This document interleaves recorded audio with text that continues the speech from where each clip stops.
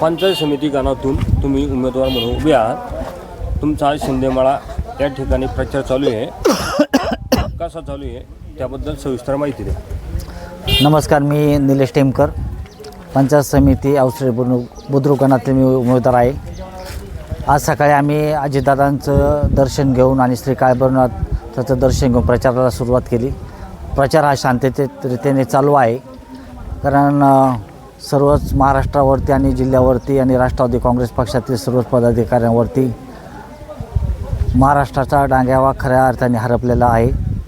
आणि आम्ही हा प्रचार खूप एकदम शांततेत रीतीने चालू आहे.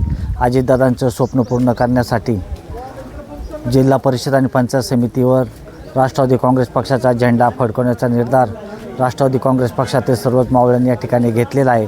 आणि हीच खऱ्या अर्थाने अजितदादांना भावपूर्ण श्रद्धांजली समर्पित होईल. तुम्ही मतदारांना आव्हान काय करणार? फक्त अजितदादांचं स्वप्न पूर्ण करण्यासाठी राष्ट्रवादी काँग्रेस पक्षाचा झेंडा जिल्हा परिषद आणि पंचायत समितीवरती फडकवायचा आहे.